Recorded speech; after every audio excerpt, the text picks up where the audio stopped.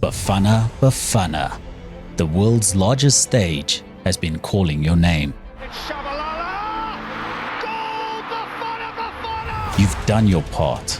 You've answered the call, and after being let down by pen and paper, it's time to respond with boots on the pitch. We must ask you to do more than your part one more time.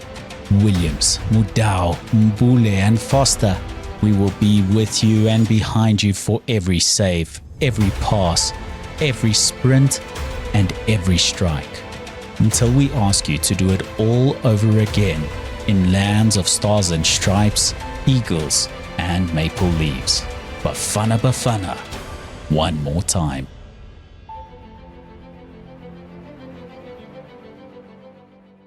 One more time, one more chance for Bafana Bafana.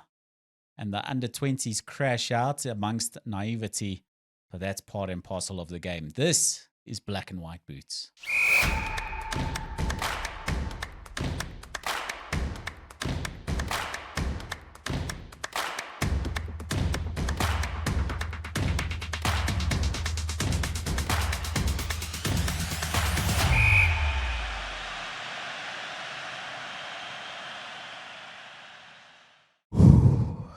Brother. Sigh. Oh, brother, Friday night, the frustration, it was just built up all inside all of us. It was a lot, bro, and it sort of like filtered into my weekend. It spoiled my weekend. I still feel spoiled today. Yeah, no, look, I'm a little bit better today. I'm thinking, I'm starting to get hope that maybe tomorrow things are going to go our way. But over the weekend, I was just not feeling the weekend. Nothing made sense to me, and just goes to show you the patriotism that we have for our country. Eh?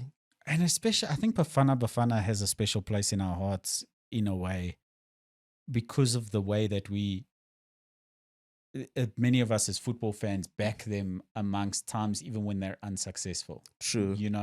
Whereas people talk often about the Springboks and the way they're backed, but it's easy to back a team that's so successful. It's easier. Easy to feel pride in a team that's so successful. Mm-hmm. But we can't not feel that sense of pride for Bafana Bafana in terms of the players and the staff, in terms of performances on the pitch. Because we're only in this position that we're in because of pens and papers and boardrooms. That's it. I think we've done everything according to the book, well, except for Safa, obviously. Mm-hmm. But if you look at how we have been playing, we deserve to be on top of that group, honestly. And for us to now be in a position where we might not make it, it's just heartbreaking. And when I look at that game on Friday... Yeah, let's talk about the game, Friday night. I think the way we approached the game, I think we were a little bit cautious. Mm. And I don't know if it was the nerves. Our start was really, really slow. We were not playing the normal way that we'll usually play. And we couldn't even string passes. It was hard to watch, And second half, we started to impose ourselves more, and it looks like we're getting somewhere. However, the way we approached that game, I think it was a little bit defensive for my liking, having two defensive midfielders. It shows that, maybe Hugo didn't want to take chances in that match, And also in the second half, you take out one of the most creative wingers that you have in your squad in Nkota. You bring in Morena, who is a naturally right back, and then you give him that position. There was a lot that I felt maybe we got wrong, but at the end of the day, if we had converted our chances, maybe I would be speaking a different language, because we had clear-cut chances, but it was not to be. 3 clear-cut chances. It wasn't to be. 3 that centimeters change it to goals, yeah. Right? 2 times that Bafana struck the post. Another goal line clearance after Lyle Foster turns the goalkeeper. A striker whose quality needs more goals in his legs for his quality to show. Strikers, I heard a quote this week, and it was like, goals are like ketchup. Once it starts flowing, it starts really flowing. You can't stop it. Yeah. And I think that's the one thing that I picked out. I think like you said, that double pivot is defensive. But if a team was set up in a normal way, that makes a lot of sense. But Zimbabwe wasn't set up in a normal way. Pre-fixture, you look at that team sheet, you're like, that's a good call. Yeah. But then you're like, well, we need more players further up the pitch because these guys are just going to sit deep, 11 men behind the ball the whole game. And they've got the physicality to hold up for the entire time. But Mokoena and Sitole are players that open up the game and look to play the ball forwards. So I don't think it was a terrible decision in that way. I think the one thing I'll mention is that Mbule and Apolis, that final ball, those last decisions, it's like you wonder what's going through their mind sometimes when it's the pass that they've made or the shot that they've taken and stuff, where you think that there were better options there. But in saying that, the unpredictability of those players, that chaos factor, is why you select those players, right? Is that if a player is very predictable in everything they're going to do, they're easier to stop. Whereas those players, you don't know what's going to happen.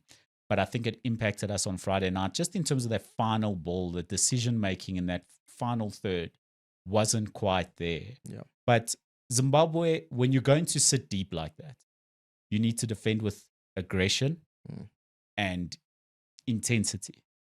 And they certainly did that. It was actually a very aggressive game. It was the number of cards. You look at the number of fouls. It was really physical. It was personal for Zimbabwe for some odd reason. Why? There was no motivation in this game, and the way they celebrated after the game. I think they were, on the contrary, my friend, because if you look at this Zimbabwe, it's like they want to get into a new era and they want to instill a winning mentality.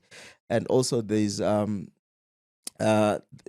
obviously as players, let's be honest, if there's a new management and all of that, you want to always raise your hands up to say, you know what, I am ready to fight for the country. And I believe that is part of the reason. And also AFCON is coming up in December. You know, you want to show that you are ready for that tournament so that you can also be picked up, you know.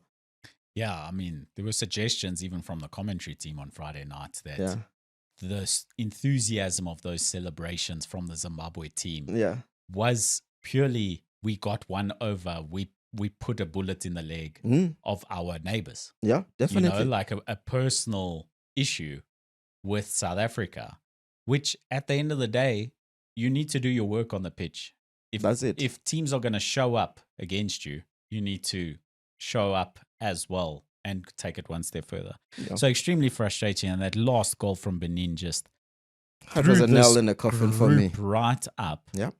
And that means a few things. That means, one, Bafana Bafana have to outright win, no matter what happens in the other game. And they have to hope that Benin fail to win. Against Nigeria at home. Yeah, that's going to be a game that could actually, decide our fate, eh? Right. Both teams should be right up for that game. Yeah, both teams. And on paper, Nigeria is a better side. Nigeria is a better side. And Nigeria they're playing is one at of the home. best sides on the continent. With, the exception of maybe Morocco on paper, maybe Egypt or Algeria or something. But I think Nigeria is probably the best side on the continent with the exception of Morocco. Yeah, in Morocco. my opinion. Yeah, Ghana is still up there. Strong. Senegal, I think Senegal might just edge them. Morocco and Senegal. In quality. In quality right now. Pure quality.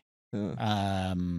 Ivory Coast have some good players, but I think, well, we saw in the AFCON, Ivory Coast, when they play, they're a good side. But Nigeria is ultimately one of the strongest teams on the continent, and they're a team that should be at the World Cup.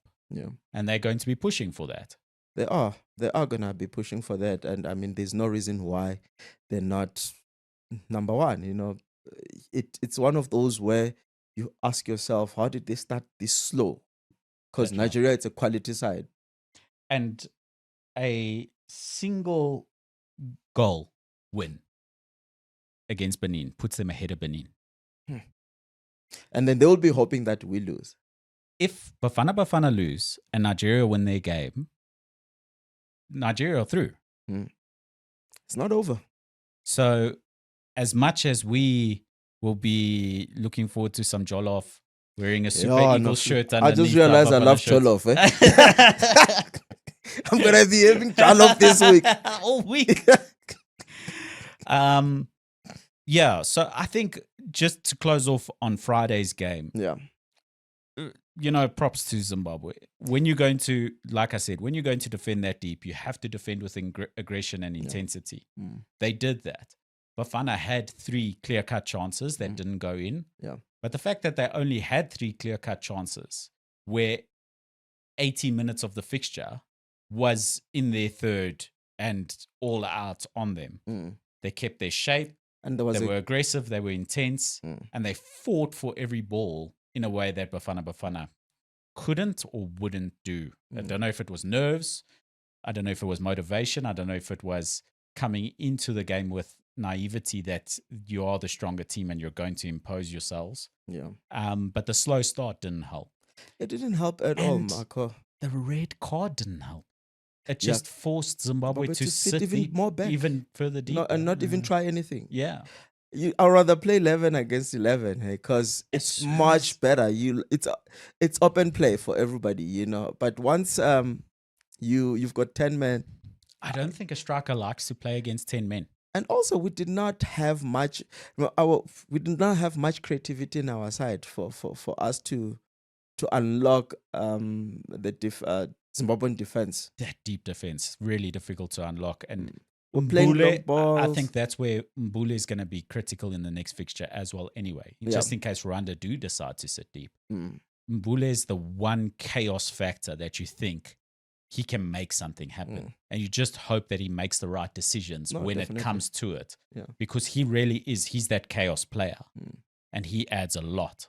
Yeah. So coming to Zimbabwe, and I was just checking here because I remember that AFCON fixtures were already out. So Zimbabwe is still going to play Bafana in December. So that game was just more than a qualifier for them as well. There was like a motive, and also they are preparing for AFCON, and what a better opponent than Bafana that you're going to meet again later on in AFCON. So I think that's why for them it felt like a point away was a win. Absolutely. Looking forward to tonight's fixture against Rwanda for Bafana Bafana. Yeah, with that fixture, sorry Marco, I just hope, and maybe this is a small thing, but for me, when a country needs us as fans, for the support, I'll urge all the supporters to at least get into the stadium early.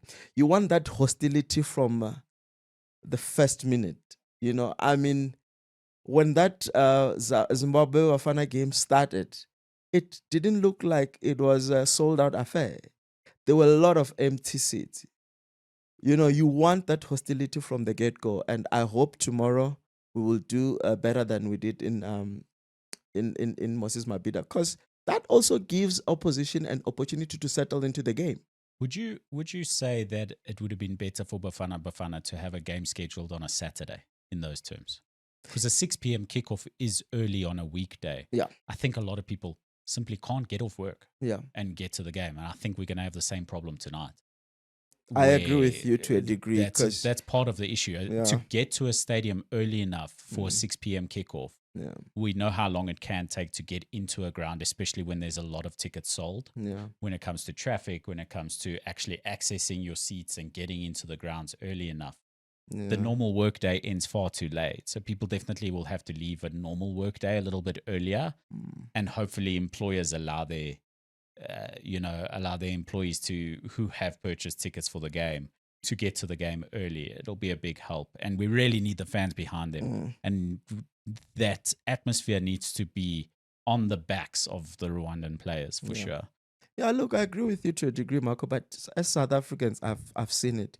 We've got this tendency of just getting to the stadium late. We've seen with derbies, we've seen with like finals kicking off at 6 p.m., getting delayed because people are still outside. So I think it's a habit that we need to do away with. It's for a game like this, we needed the 12th man from the first minute when the game started.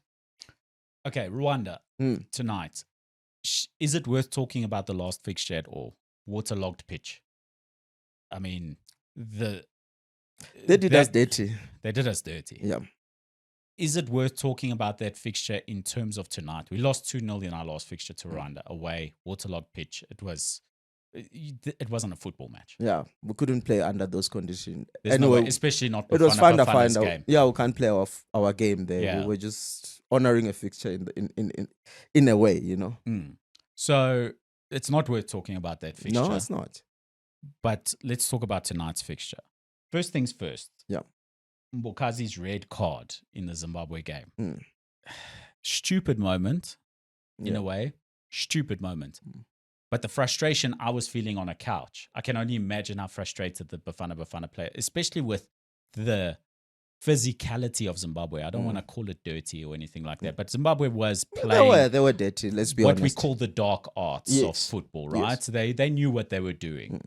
And, Mbokazi didn't keep his cool. It was the final minute. There was nothing. There was hardly any play after that. He has been replaced. So he leaves the camp for the Rwanda fixture. He's replaced by a Stellenbosch defender. Thabo Muloisane. Muloisane. Yeah. Not necessarily straight into the 11, but he's there to fill the numbers for the squad. Yeah, look, I mean, Madala can surprise us and get him straight to the 11 because he has played him before and is someone that has been playing in cup competition. He's a regular at his club level. So I wouldn't be surprised if he goes straight to the starting 11, but we'll miss Mbokazi in that game. He's that center pairing. They know each other. They know each other, and it will be a big miss. I think that red card was a bit silly. And I agree with you to a degree that, the frustration that we had as fans, you can only imagine what the actual players were going through, And also the guy is still young, 19. I hope that was, he's going to take that situation and learn from it going forward. Just use it as a lesson going forward. Okay, so key to Bafana Bafana's hopes, Modiba and Mudal.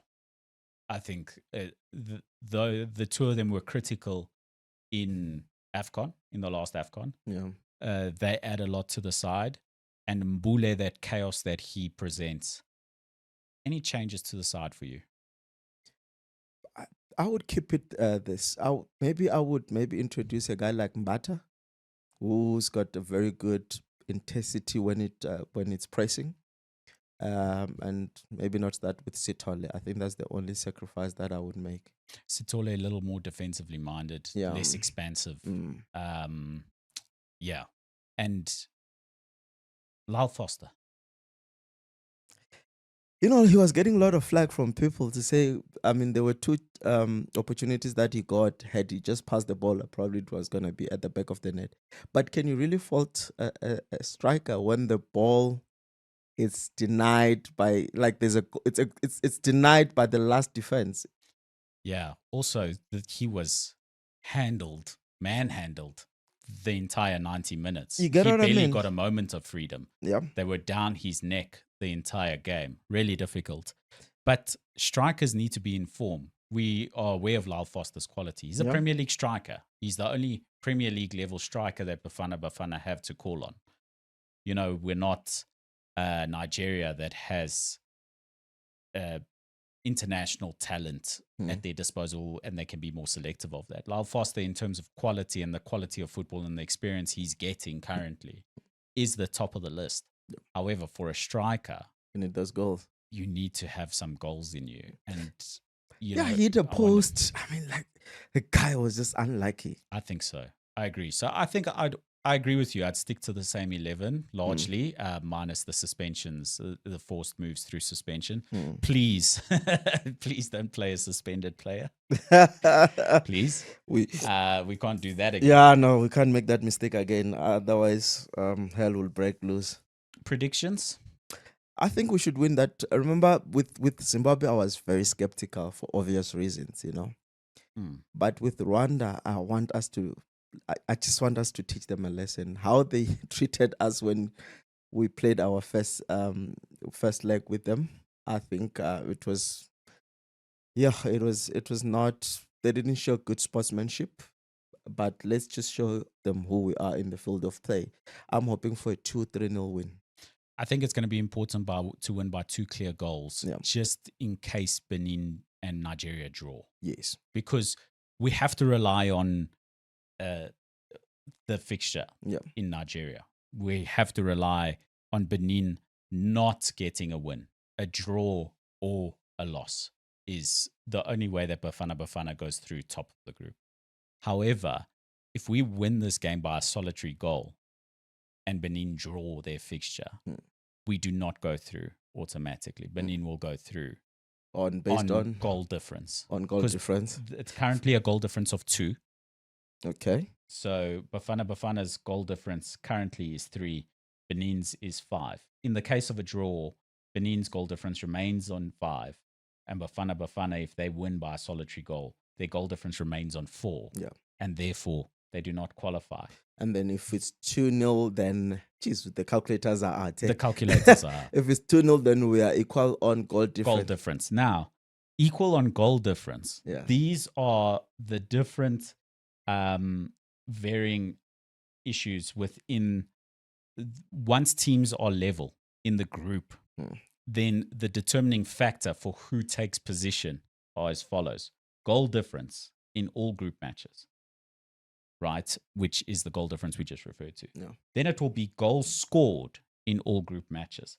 Currently, Bafana Bafana have 9 goals scored, whereas Benin have 7 goals scored. That would mean that if Bafana Bafana were, goals forward is 12 each. My apologies. I'm talking about goals against.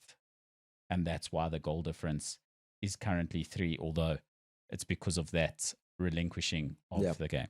So Bafana Bafana's goals for is currently 12. However, this is listed on the side. I might not be quoting correctly. So we will rely on goal difference. That's going to be very important because it was a 3-0 loss for Bafana Bafana in the pen and paper game. Yeah. So that may be an issue. So this is how it works. It's goal difference in all groups, then goals scored in all group matches, then points in head-to-head matches in which Bafana Bafana strong on in both. So that's where it ends. However, if you are interested in how the rest of it were teams to be level on points in head-to-head matches as well, it would then go to goal difference in head-to-head matches. If you're still level at that, then it'll be goals scored in head-to-head matches, and then away goals in head-to-head matches. And if they still level thereafter, it'll be fair play rankings, which is determined by bookings, etc. If teams are still locked level after all of that, it's the drawing of lots. Yeah. Not the case for Bafana Bafana, as we said, but that is how FIFA determines who goes through in a group based on when teams are locked level on points. So Bafana Bafana will have to win by 2 clear goals. Yeah. We have to make it easier for ourselves. In the case that other results goes our and way. Nigeria draw. But Nigeria, just do us the favor. Go win that fixture. Yeah, I'll wear your Nigerian t-shirt, please. I'll be a Super Eagles fan for at least until the World Cup. I'll be a until AFCON. I'll be a Super Eagles fan. Yeah, no. Go Super Eagles. Okay, let's move on. Yeah. Under 20s.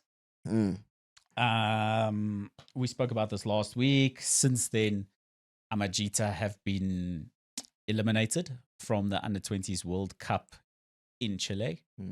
Naive is the word I'd use. Naive defensively against a Colombia side who seemed that little bit more mature and very expansive.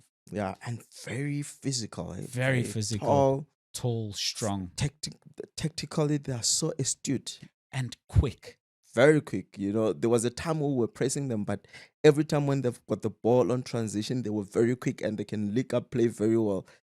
Yeah, no, I think but my Amajita lost to a better side, to be quite honest with you. Yeah, they did. And that side has now since gone through to the semi-finals. Yeah. And there's a certain player, Mr. Villarreal, 20 years old, still plying his trade in Colombia, he's going to be hot property surely after this tournament. No, definitely. Bagging a bunch of goals. And Bafana, or Amajita rather, had no answer for him. No, nothing. And our defensive woes were Naive is the thing. Naive. There was a right back there. I forgot his name. Oh, flipping hell. He was just caught behind the attackers all the time. And I'm like, flipping my guy, you just have to get on with it now. Yeah, relinquishing shape to step up and press the play. Being sucked in, and it was all just part of the strategy. Suck that player in, and then it leaves bags of space in behind. Yeah, because we open up. All the goals that they've scored, we just open up. It was just clear cut. I don't want to criticize the boys too much. I think it's part and parcel of the game at that level. They rather Lessons be making learned. those mistakes there at under 20. When they graduate to Bafana Bafana, we will be experiencing a different bunch of players, Yeah, and I think that's the one thing. Actually, the one place you want to be looking at your under 20 side is probably more attacking roles, because that's where you can introduce less experienced players. Yeah. Whereas you'll tend to have older players, allow them to gain their experience in the Betway Premiership, allow them to gain that experience before the more defensively minded players are promoted to first team national football. Agreed. I think that's going to be important. But I still wish to applaud them on how they presented themselves over in that tournament. I They think fought. they did a good job. Put the mistakes aside, but they fought. They did a good job getting to the knockout stages, and we wish they could have done more. But we still thankful for them representing our country in the way that they did. Yeah, no, they did well. Moving on. Okay, let's talk about some of the other international qualifying sectors, in particular Europe. It's ahead of a big Premier League weekend. We'll touch on that a little bit. I mean, we're in the middle of international football. Yeah. But Erling Haaland, unleashed on Israel, make of that what you will. Yeah. Oh, yeah. The real weapon, the real weapon unleashed on Israel. Yeah. Erling Haaland. Crazy numbers, eh? Insane numbers. And I think there's 3 strikers in the world now that you can mention in a similar breath. Yeah. One of them is Erling Haaland. Yeah. The other is Kylian Mbappe and Harry Kane. Yeah, those 3 are scoring goals like you're not gonna believe, eh? Like, especially Harry Kane at his age. Yeah, and we've called Bundesliga a farmers league over and over again, but he's doing it in Champions League as well. And look, he's proven he has done that in Premier League, which is not a farmers league. If he is to return to the Premier League at any point, particularly in the next summer window, you have to think that man's going to go and take the all-time Premier League goal scorer record. He's not far off of that. No, he left definitely. just before surpassing Alan Shearer. I think he needs another 2 seasons in the Premier League, and I think he will still come back to Premier League. Sure. It'll be interesting to see how long he wants to stay at Bayern Munich. But currently, you have to pick one out of the 3 in your team. Who would you rather have? That's such a tough question because it depends. Yeah. Because it depends on what you have in your side, right? Yeah. If I have a great team that's going to create a lot of chances, I think I'd take Erling Haaland. Because I think for me, he's the best number 9 in world football. Yeah. And I think you just need to give him a chance. But he's not going to create something out of nothing in the way that Kylian Mbappe will. And Harry Kane as well. He actually supplies the rest He's good of with the team. link-up play. He's good with link-up play. So I think it depends very much on what else I have in my squad. Yeah. But I agree with you. I might get slated for this because I've just said Erling Haaland is the best number 9 in world football, right? I think almost every time I choose Kylian Mbappe. Yeah, Mbappe gives you more.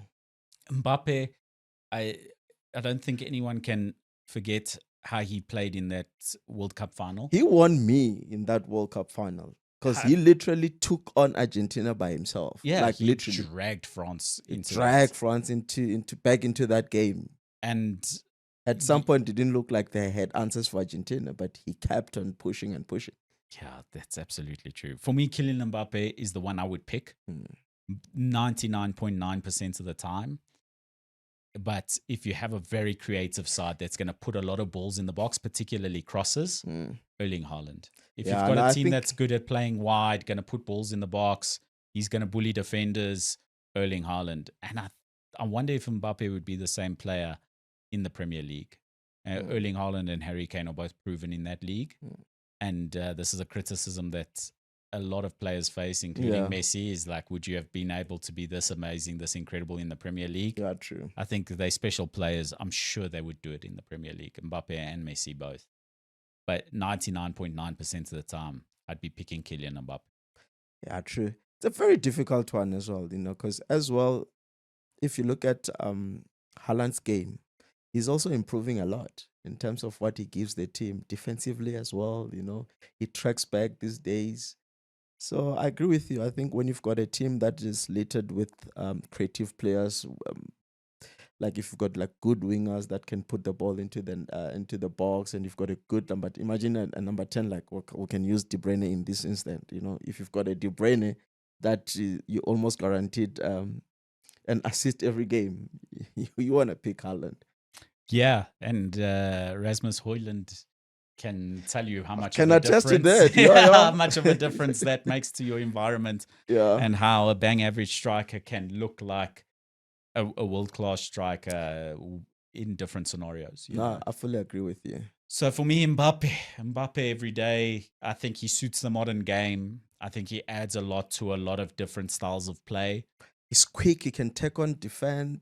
But I think that seeing as teams have been more and more tactically astute and being set up more and more to stifle opposition rather than be expansive against opposition, I think that an Erling Haaland becomes more and more valuable as we continue to shift back to a more old-fashioned style of football play. Yeah. So that shift is currently happening. We're in the midst of that shift. I feel it. And I think there's one person who was a driver for the other. Like I spoke about Pep the other time, and I think he's also starting to, change his game plan a bit, adapting a bit to the readaptation. Yeah. It's like we're moving backwards in football as football evolved. Now we're evolving back to where we were. Yeah. The evolution, devolution, call it what you will. I think we're going back that way. But as things stand currently for me, Kylian Mbappe. Yeah, his quality. But I tell you what, there's no manager in the world that wouldn't want any one of those three. No, definitely. I mean, company, he's having a great time because of that guy. Yeah, absolutely. Yeah, absolutely. I think that brings us to some other international football. Also in action tonight, Portugal against Hungary. I was just as frustrated watching the Portugal game as I was in the Bafana Bafana game. I can imagine, because Ireland just sat deep like Zimbabwe and tried to soak up pressure. Yeah. However, Portugal eventually had the answer. Yeah. But do you wanna, a team like Portugal, it's so littered with talent. You can't go pound to pound with Portugal. You're gonna get hammered. Absolutely. They had the right strategy because they almost frustrated Portugal all the way to a draw. Cristiano Ronaldo having a penalty saved by Kelleher, the former Liverpool goalkeeper. Good save. Ronaldo sends the keeper the wrong way and he still manages to get a foot on the ball. Yeah. What can you do? No, not much. And Portugal had a few chances, but it was so difficult to have a clear-cut chances. They had flash chances, nothing that you thought, well, that really should have been a goal. And then, Trincao in that Sporting Lisbon right winger, oh goodness, he brings something different to the team. It's crazy when you see the starting 11 of Portugal and it's like, what? They can bring more quality in from the bench? It's insane. So very good side, and they could be in the World Cup as soon as tonight.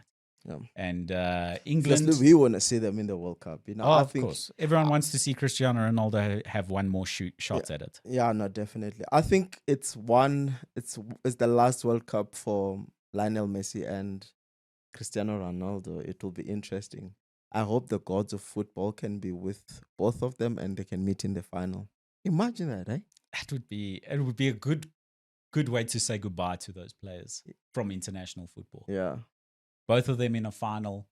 Ronaldo wins it. They both retire from international football with a World Cup each. Yeah. It's well deserving for players that are going to be spoken about in football for the next 100 years. Surely. I always say that, we are very fortunate to have been in this era of Messi, yeah. Messi and Ronaldo. I think, Especially that time when they were just banging in goals for yeah, free in and La that Liga. and that yeah, that La Liga, El Clasico is gonna be fire. Though Real Madrid was mostly in the receiving end, but it was like one of the best times in terms of El Clasico. Yeah, 100-point Real Madrid, and then you had that Barcelona that was a treble-winning Barcelona, and Mm, the list goes on of great performances from those two. yeah. We'll touch. There's still more time before the qualifications end in European football. Actually, again in CAF, because there will be playoffs to Yeah. come. Yeah. So we'll touch more on that in a future episode in terms of the international football. Let's head over to the Premier League. Yep. Big weekend of action. We'll get to the headline game in just a bit. But Manchester City versus Everton. It's City at home, eh? Yes. Yeah, I know. I think City are. They're flying again. I wouldn't They're say back they're at it. flying again. I think maybe I don't think they are. Reading too much in this last run of form. But I think they are making a comeback, a proper comeback, and a win like that, it puts them in a very, very solid position now. Because I think a win like that, obviously, provided. Well, it puts them ahead of Liverpool before they kick off, mm, because their fixture is on Saturday. yeah, It would mean a lot to be ahead of Liverpool ahead of kickoff. yeah, and Spurs also kicks off on a Sunday against Villa. That's also true. So, and then they'll also be, if they are to win, Manchester City will be level on points with Arsenal. If they win by 2 or more goals, they could be top of the league. Yeah, no, interesting actually. They could be top of the league. So they're not really far off from the pack, eh? Before Arsenal kick off, they could be top of the league on goal difference if they win by 2 or more goals. So, yeah, they could be. It's interesting. They could be top of the league before Arsenal kick off. Let's look at that Arsenal fixture. So it's a London derby. It's Fulham versus Arsenal. That's right. Yeah. So it could be. Fulham aren't walkovers, especially at Craven Cottage. No, not at all. And Marco Silva's side can cause you problems. Yeah. Because a draw for Arsenal as well is not good enough. Because you have to maintain that. It's true. You have to maintain that position because there's so many teams close to you now. They can't go lose it. You can't go lose it. And especially now that December is approaching, you want to approach December with a good points accumulated because December period games comes thick and fast, and we've seen how many teams, including Arsenal, have let the league slip in this December period. Yeah. That's very true. Chelsea Forest, that's what kicks us off Saturday afternoon. Interesting. Chelsea haven't really been playing well, eh? My thing with Chelsea is you don't know what you're going to get. Yeah. You don't know what you're going to get. Up and down. They can go be on a good dominant day, side. yeah. And I expect them to be honest, Saturday, I expect Chelsea to thump Forest. Yeah, they've got their own problems going on, Forest there. And I'm not a fan of Forest after how they treated Nuno Espirito Santo. Yeah, that's true. Yeah, no. And this Ange ball, this high defensive line. Yeah. Chelsea have pace. They've got pace. And they've got Enzo Fernandez who can push the ball around the pitch with ease, long passing ability. He can find players in deep behind the defense. They've got Moses Caicedo. For me, who runs up and down the pitch, presses the ball He reminds me of Kante, actually. No, he's not at that level, but... He reminds me a lot of Kante, but I think he's a little bit different to Kante, where I think he's actually more of an expansive player than Kante is. Yes, he runs with the ball. Yes, he's good defensively. I don't think he's as good defensively as Kante was at breaking up the play. But I think that actually, if he develops all areas of his game, he can be a better all-round player than Kante was. Yeah, most probably. It's a hard thing to say. Kante was tremendous. So they've got a lot of quality in that side, and I think Forest are struggling. And I think they could have a new manager by Christmas. Yeah, Forest, I don't know. I don't think, I don't see them actually doing well this season at all, eh? Yeah, I think I see them struggling. I agree see with them you. struggling. I see them at the bottom 10, definitely. Brighton and Hove Albion against Newcastle United. I fancy Newcastle. You Brighton guys at home, you never know. They're never a know good what you side. They got. can be a thing, but Newcastle are. With Nick Voltemada in that squad, they can put in crosses and score goals with headers. He's a big boy. He's proving that he's scoring goals. He's in a rich vein of form. Oh, the German boy. The German boy. Yeah. I think he's a deadly, difference eh? maker. He's a difference maker, yeah. and Newcastle needed a difference maker after Isak, yeah. after losing Isak to Liverpool. So I fancy Newcastle to go on and win that one and continue pressing there at the top of the table. Burnley against Leeds, newly promoted sides. The newly promoted sides have been doing fairly well. Yeah, but Burnley are in trouble now. Yeah. They're going to need that win, eh? They're going to need it, and they're at home. Maybe, I mean, that game could go either way. But It's actually a game that I'm interested in. I'm going to watch it. So. Yeah. I think There's so. just so much to play for in that game, eh? Palace at home to Bournemouth. We know how good Palace have been so far this season. They're playing good football. I think they'll edge this one, but Bournemouth's not an easy game. No, not at good all. side. And it just shows you this Premier League. You'll go through every fixture and you'll be like, I don't know where this is going. We spoke about Manchester City versus Everton and kicking off at the same time. Sunderland at home to Wolves. Wolves are struggling. Yeah. They've lost quality players. They're struggling. I mean, they haven't won a game this season, eh? They haven't. They're the only team without a win from what I remember. That is true. They're the only team without a win. Currently sitting on 2 points with a couple draws. Sunderland High Flyers, 3 wins, 2 draws and 2 losses at home. Yeah. More of the same? I think more of the same. I don't see Wolves clawing their way back. Yeah, I think they might find themselves in that precarious position, sitting bottom of the table come the new year. All the signs are there that it could be it for them this season. I think they're going to be one of those that goes down. And then Sunday's fixtures, Tottenham Hotspur versus Aston Villa, Spurs at home. Villa, they've just tested some win now. Yeah. So Unai is still there. The players are there. They've got a good side. They've got a good side. Anything They've got can a good happen. manage. Anything can happen. Ollie but Watkins Spurs can score goals. Yeah. But Spurs are playing well. No, you have to back Spurs in this game. I think they surely edge it. And also, Spurs want to keep that top 4 position within their, within reach, if I can put it that way. And they're in touching distance. Yeah. They really are. I mean, they're on 14 points. They're a point off Liverpool, 2 points off Arsenal. Yes, they're kicking off on Sunday, so they'll probably not have the opportunity to go top of the table. One of the other teams will be there already. But who knows? The Premier League throws up results any which way. And depending what happens on Saturday, Spurs might be looking at this fixture and they might be saying, hey, we can go top today if we win this.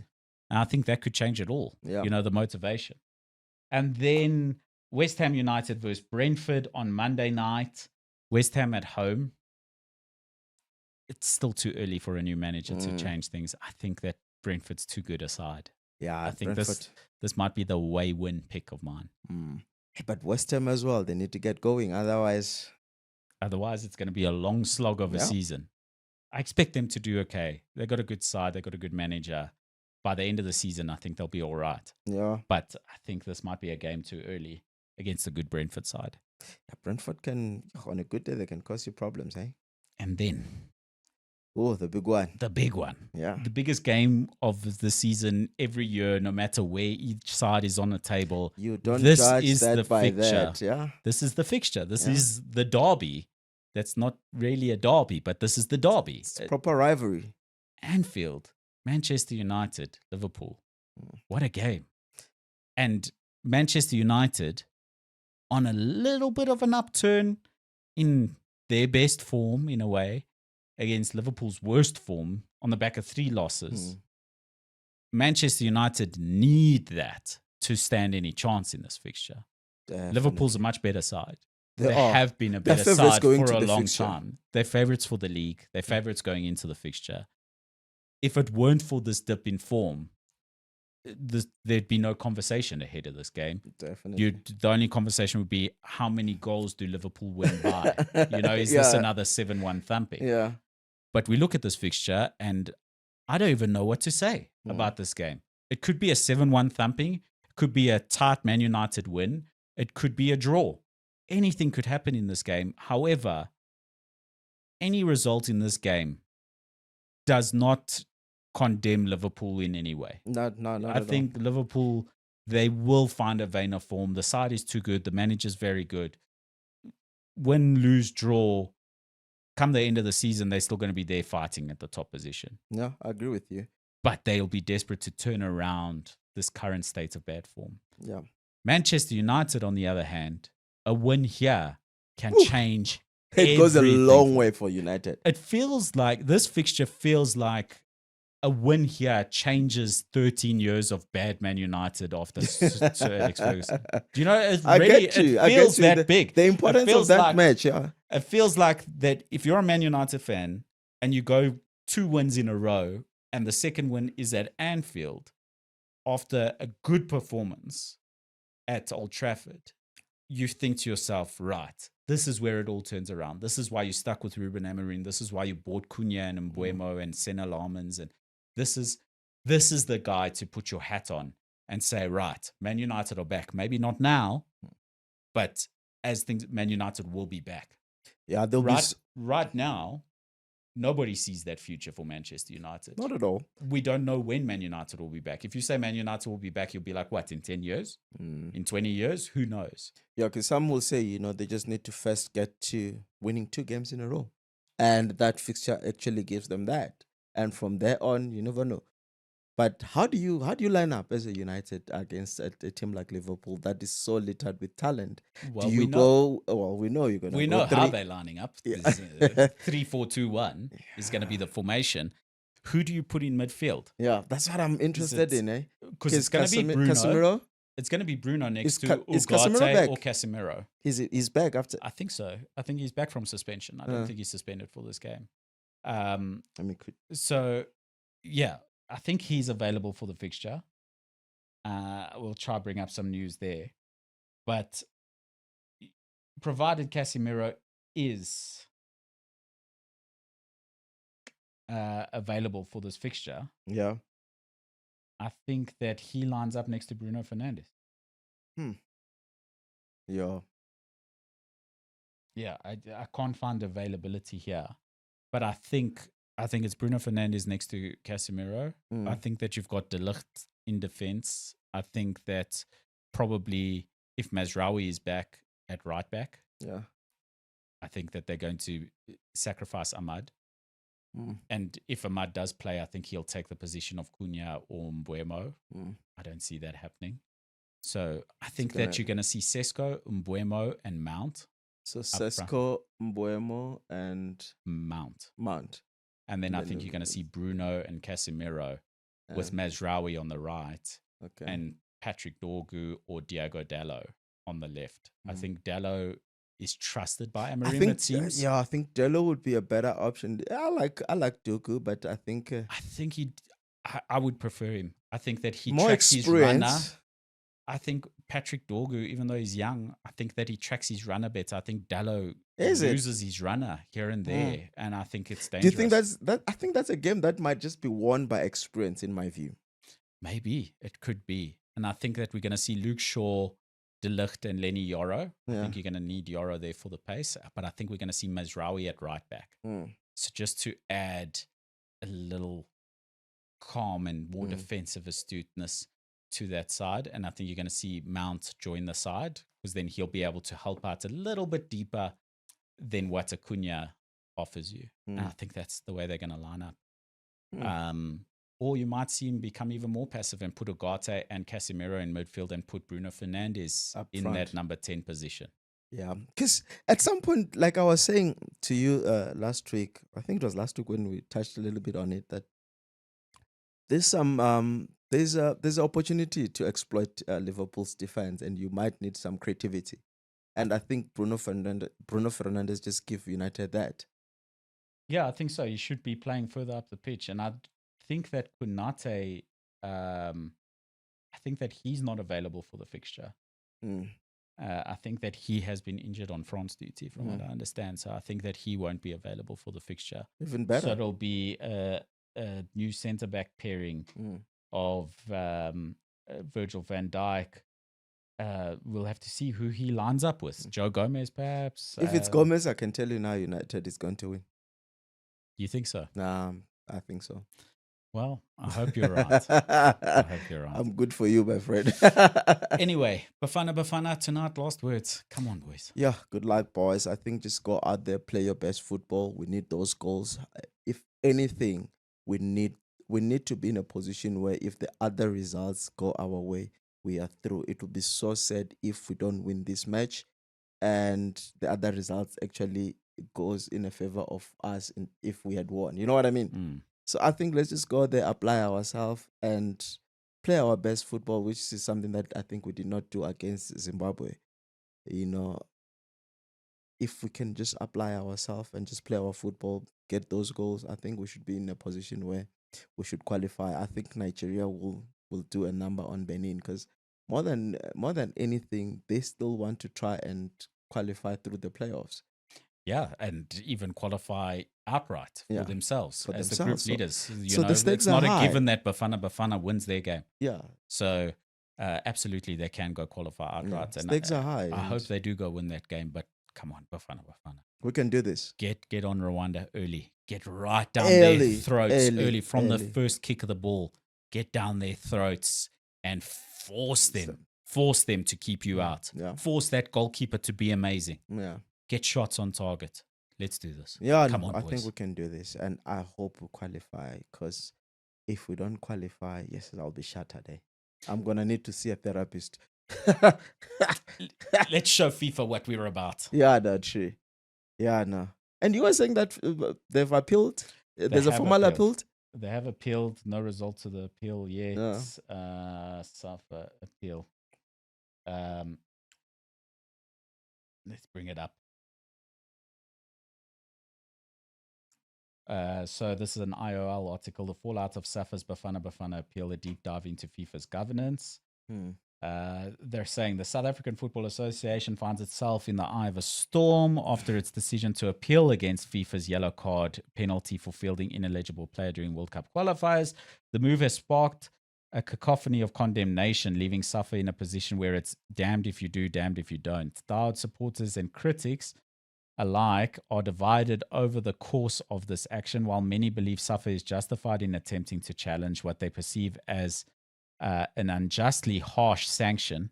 Others argue that the funds spent on the appeal could be more effectively utilized elsewhere.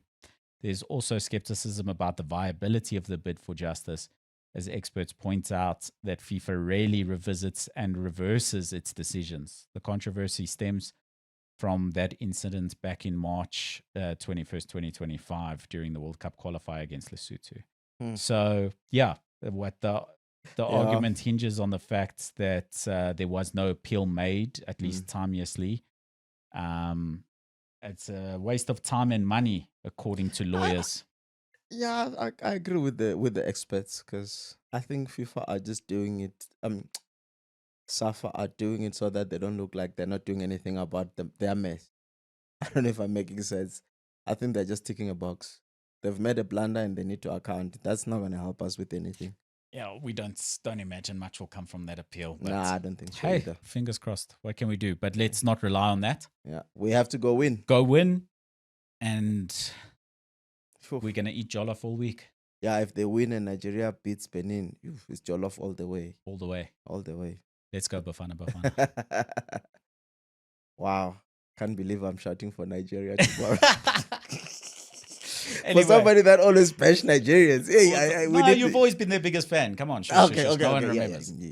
100% right, yeah. I'm Marco Martins. I'm Musuphi. And this is Black and White Boots. Danko.